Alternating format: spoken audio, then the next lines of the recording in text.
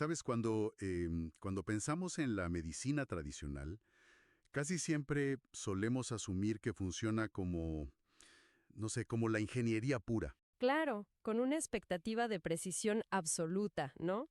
Exacto, exacto. O sea, es como si alguien sufre una fractura, vas, te toman una radiografía, ves una fisura súper clara en el hueso y el doctor literal solo señala la pantalla y dice, ahí está el problema estructural y así lo vamos a reparar. Es un enfoque súper binario, o sea, está roto o está intacto, estás sano o estás enfermo. Totalmente. Y bueno, hasta cierto punto esa claridad es reconfortante. A nuestra mente le encanta que las cosas sean visibles, ¿sabes? Que los problemas se puedan meter en cajitas ordenadas con soluciones estandarizadas. Sí, pero la realidad es que la medicina no siempre opera en esa zona de confort tan iluminada. Hay territorios enteros de la experiencia humana donde esa claridad simplemente desaparece. Y ahí es exactamente donde entra el mundo del sufrimiento psicológico extremo o, bueno, la pérdida radical de autonomía. De repente, esa máquina de rayos X mental de la que hablábamos, pues ya no sirve para nada. No, para nada. No hay una imagen nítida que te muestre el tamaño del dolor emocional. Exacto. Y nos encontramos mirando un paisaje clínico, legal y ético que es, para ser 100% honestos, increíblemente turbio. Es la definición absoluta de aguas pantanosas. Y eso es precisamente en lo que nos vamos a sumergir en nuestra exploración de hoy. Así es. Y para quienes nos escuchan, es súper crucial establecer el contexto temporal de inmediato. Hoy es jueves 26 de marzo de 2026 y hoy, a las 5 de la tarde hora de España, una joven de 25 años llamada Noelia Castillo tiene programado recibir la eutanasia. ¡Wow! Sí. Y estamos hablando de, o sea, una sola decisión personal que en este mismo instante está sacudiendo por completo los cimientos de la bioética, la salud mental y el derecho a decidir. Y ojo, no es un debate aislado allá en España. No, no, las ramificaciones de este caso están resonando a nivel global, definitivamente. Y bueno, el objetivo de este análisis exhaustivo que hacemos hoy es desentrañar las múltiples capas que envuelven este caso. O sea, las dimensiones médicas, las batallas legales y, por supuesto, los dilemas éticos. Y para lograrlo, tenemos sobre la mesa una pila de fuentes bastante densa. Hemos estado revisando reportajes de medios internacionales como La Crónica de Hoy, El Cronista, Infobae. Sí, y no solo eso, también nos vamos a clavar en los datos duros, específicamente el informe anual 2024 del Ministerio de Sanidad de España, junto con, bueno, análisis muy detallados de expertos en cuidados paliativos y ética médica. Que es un volumen de información masivo, la verdad, pero refleja la enorme complejidad de lo que está a punto de suceder hoy a las 5 de la tarde. Totalmente. Ahora, antes de dar un solo paso más en esta conversación, hay una declaración de imparcialidad que es de verdad absolutamente vital hacer para la audiencia. Sí, súper importante dejar esto claro. Porque al revisar todas estas fuentes documentales, es imposible ignorar que estamos navegando por un ecosistema de opiniones sumamente polarizado. O sea, por un lado, encontramos las visiones de partidos políticos de izquierda en España, como el PSOE y Sumar, que defienden este procedimiento a capa y espada. Y por el otro lado tienes posturas fuertemente críticas desde la derecha, o sea, partidos como el Partido Popular y Vox. Exacto. Y a esto le sumas la intervención directa de organizaciones civiles, como abogados cristianos, y las declaraciones formales de la Iglesia Católica. Es un nivel de polarización brutal donde cada pequeño detalle médico se convierte literal en munición política o ideológica. Por eso queremos ser sumamente enfáticos en esto. Nosotros, quienes conducimos este espacio, no tomamos partido de ninguna manera. No respaldamos ni promovemos ninguna de estas visiones políticas, religiosas o ideológicas. Nuestro único propósito aquí es, pues, reportar de manera imparcial los hechos clínicos, los laberintos legales y las ideas fundamentales que están en los documentos originales. 100%. Mantener esa lente de estricta neutralidad es la única forma de realmente entender los engranajes de un caso que, vaya, ya es lo suficientemente complejo por sí solo. Totalmente de acuerdo. Así que bueno, empecemos. Ok, vamos a desempacar esto. Antes de meternos en los grandes debates del Congreso o no sé, en las hojas de cálculo del Ministerio de Sanidad, necesitamos entender quién es la persona en el centro de esta noticia. Noelia Castillo, 25 años. Y su historia clínica no es solo una lista fría de diagnósticos, ¿eh? Es el registro de un dolor que de verdad desafía la comprensión. Sí, las fuentes detallan que Noelia es sobreviviente de una violación grupal, y ese trauma original desencadenó cuadros depresivos súper severos y refractarios, que para quienes no conocen el término, significa que no respondían a los tratamientos convencionales. Exacto, es una espiral de sufrimiento psicológico que finalmente la llevó a un intento de suicidio en 2022. Ella se lanzó desde un quinto piso. Sobrevivió, pero las secuelas físicas de esa caída cambiaron su vida de manera irreversible. Quedó con paraplegia y pérdida total del control de esfínteres. O sea, pasó de ser una joven totalmente independiente a experimentar una pérdida absoluta de autonomía. Y a nivel físico, lidia todos los días con dolores crónicos neuropáticos que son tan intensos que su manejo requiere tratamiento con morfina constante. A lo que se le suma, a nivel psiquiátrico, un diagnóstico de trastorno límite de la personalidad. Todo ese cuadro clínico tan devastador converge en una frase que ella misma pronunció, que fue recogida por los medios, y es de una crudeza impactante. Ella dijo, y cito, quiero irme ya en paz y dejar de sufrir, y punto. Wow, es una declaración que te corta el aire de verdad. No hay ninguna ambigüedad ahí. Pero claro, la pregunta lógica para muchos es, ¿cómo es posible que el Estado acceda a esto? Bueno, ahí es donde entra la ley española. Exacto, en España, la Ley Orgánica de Regulación de la Eutanasia, que se conoce como LORE, entró en vigor en 2021. Y leyendo la documentación de cómo funciona realmente esta ley, quiero proponer una analogía a ver qué te parece. A ver, dime.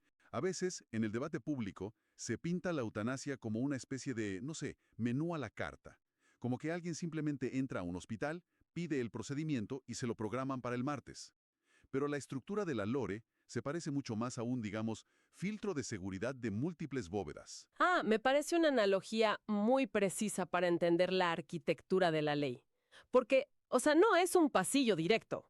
Es una carrera de obstáculos que está diseñada intencionalmente para ser súper difícil de transitar. Exacto. En la bóveda tiene cerrojos que exigen requisitos muy pero muy específicos. Por ejemplo, la ley requiere que exista un padecimiento grave, crónico e imposibilitante, o una enfermedad grave e incurable.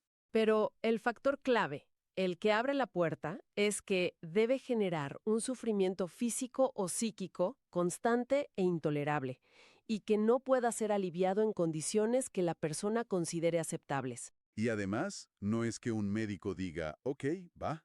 Exige que la solicitud sea evaluada por el médico responsable, luego por un médico consultor completamente independiente y al final aprobada por un comité de garantías y evaluación.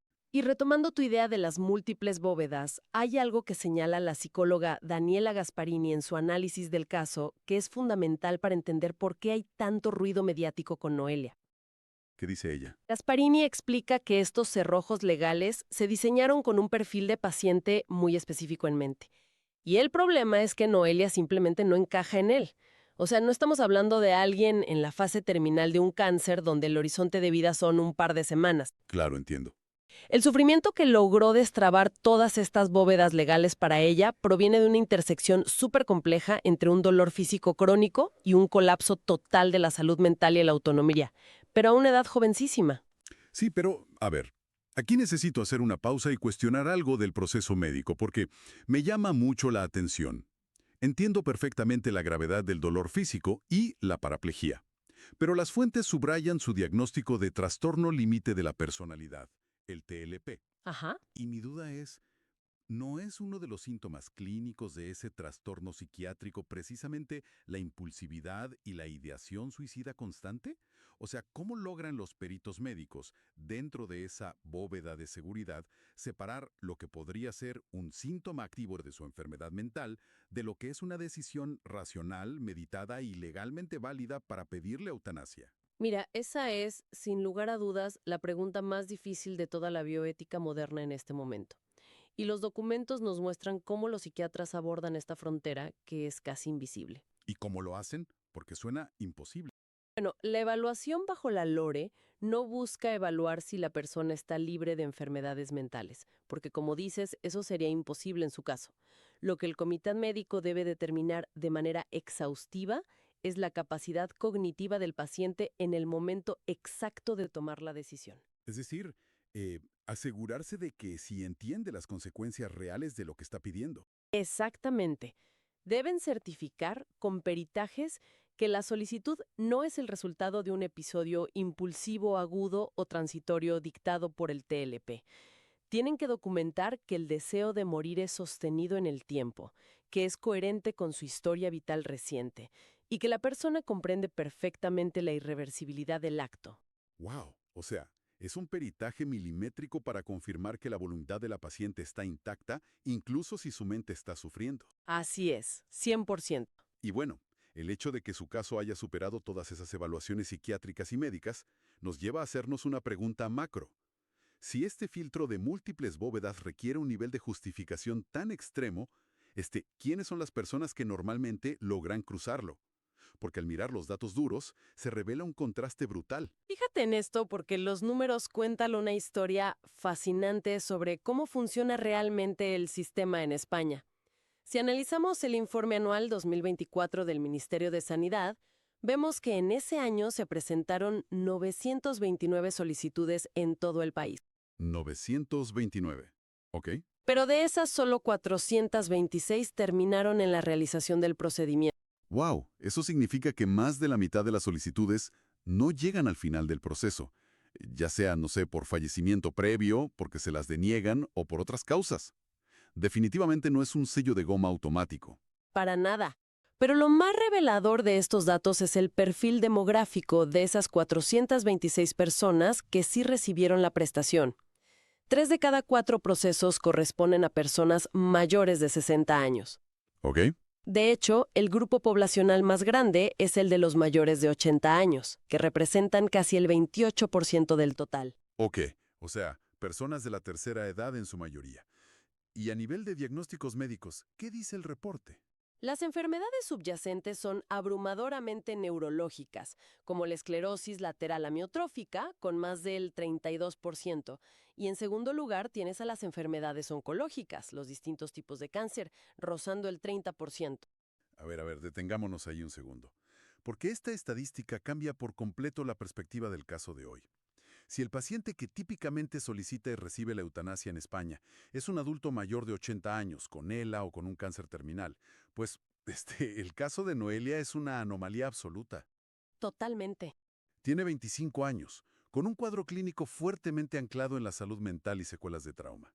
Entonces, estadísticamente, ¿qué tan rara es esta situación, matemáticamente hablando? Las cifras del Ministerio de Sanidad lo confirman con una claridad que asombra. En todo el año 2024, de las 426 eutanasias realizadas a nivel nacional, solo hubo 3 casos en menores de 30 años. Solo 3. ¡Wow! Eso la convierte, literal, en la excepción a toda regla. Por eso, esta historia está generando tanta fricción en cada engranaje del sistema. O sea, simplemente no encaja en el molde convencional para el cual los médicos, las instituciones legales y la sociedad en general creían estar preparados. La ley de 2021 la ampara, los comités le dieron luz verde, pero estadísticamente es un territorio inexplorado.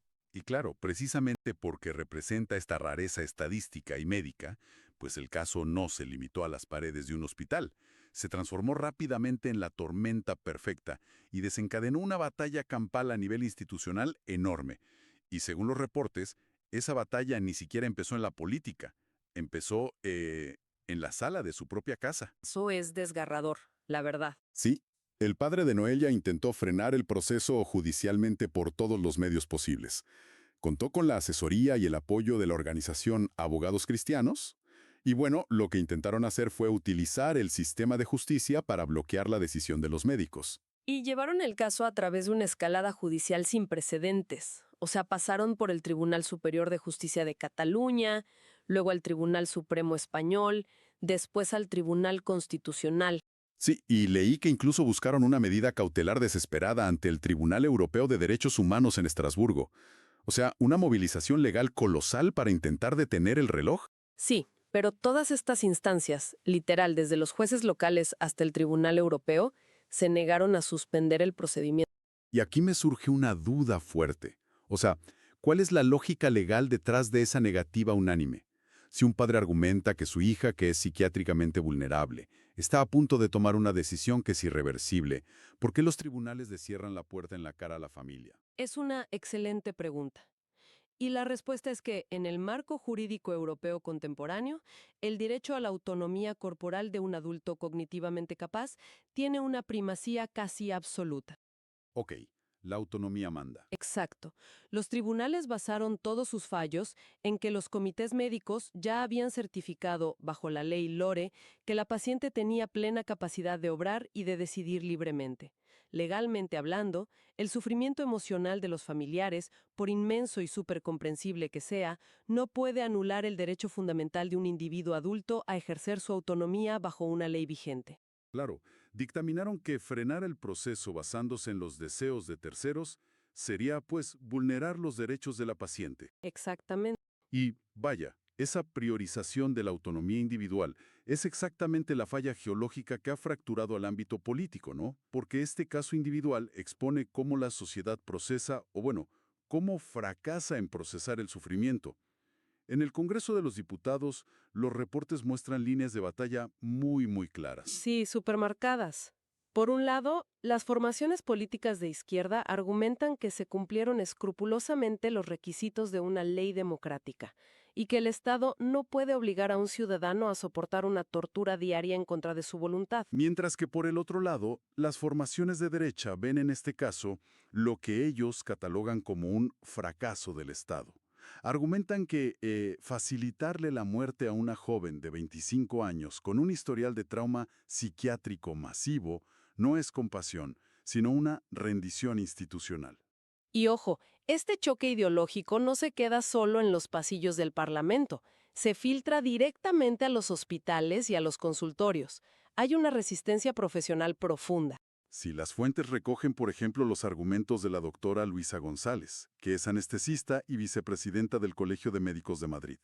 Y ella lanza una frase durísima. Dice, la muerte no es una terapia. Es una afirmación súper potente y encapsula la crisis ética de gran parte del sector médico frente a esta ley. Claro, porque la doctora González y otros profesionales advierten sobre un conflicto tectónico, ¿sabes?, entre la LORE y el Código Deontológico Médico Histórico, ese principio de Hipócrates de preservar la vida y no provocar daño intencionado.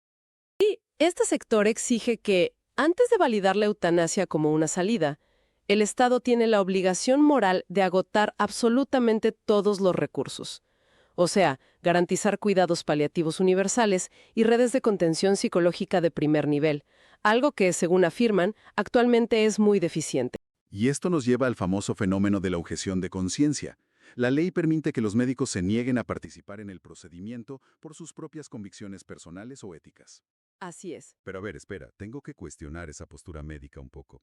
O sea, entiendo el peso del juramento hipocrático, 100%, pero si el propio marco legal ya establece que se trata de un sufrimiento intolerable, ¿no resulta un poco presuntuoso que un grupo de médicos dictamine desde afuera y sin habitar el cuerpo de la paciente qué nivel de dolor físico y psiquiátrico debe resultarle soportable a ella? Fíjate que ese es justamente el contraargumento central de quienes defienden la aplicación de la ley. Se preguntan, ¿quién tiene la autoridad final sobre la experiencia del dolor? ¿El manual de ética de la profesión o la persona que realmente está sintiendo el dolor en su propio sistema nervioso? Claro, es un punto fuertísimo. La medicina del siglo XXI está atrapada en este límite súper difuso. O sea, determinar exactamente dónde termina el deber inquebrantable del médico de mantener la vida biológica a toda costa y dónde empieza la obligación humanitaria de aliviar un padecimiento que el dueño de ese cuerpo califica como una tortura cotidiana. Y cuando la protagonista de este dilema tiene solo 25 años, el peso moral de esa pregunta aplasta cualquier respuesta sencilla, la verdad. Totalmente de acuerdo. No hay respuestas fáciles aquí. Y bueno, aquí es donde todo este debate, o sea, los laberintos legales del Tribunal Supremo, las estadísticas demográficas, las discusiones bioéticas sobre la autonomía, todo esto choca de frente con la cruda, física e inminente realidad del presente. El reloj está en marcha. Hoy es jueves. Faltan apenas unas horas para las 5 de la tarde. Es el punto exacto de colisión entre la teoría legal y el cuerpo humano. Sí. Y según la información disponible, el procedimiento se va a llevar a cabo en una residencia sociosanitaria en Sant Pere de Ribes, en la provincia de Barcelona. Y hay un detalle en las fuentes sobre estos últimos momentos que me parece profundamente revelador sobre la complejidad de su dinámica familiar. Ajá, lo de su petición final. Exacto. Noelia ha pedido explícitamente pasar por esto sola, sin la presencia de sus padres. Las fuentes citan sus palabras. Ella dijo, no quiero que me vean cerrando los ojos. ¡Guau! Es una decisión que refleja el inmenso nivel de fractura y desgaste que ha supuesto no solo su enfermedad, sino el larguísimo proceso judicial contra su propio entorno. Sí, debe ser devastador. Ahora, hablando del procedimiento físico en sí, que comenzará a las 5 p.m., la ley española contempla dos modalidades, ¿verdad? Hay dos. La administración directa de la sustancia por parte del profesional sanitario o la autoadministración por parte del propio paciente, donde el equipo médico literal solo le provee el fármaco y observa. ¿Y cuál es la más común?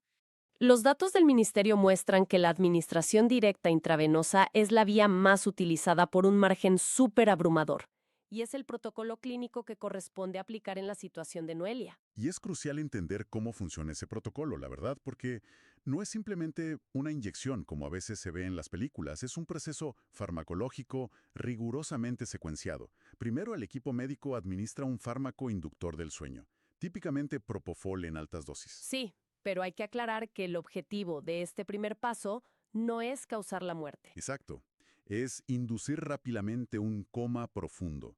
El cerebro se apaga sensorialmente.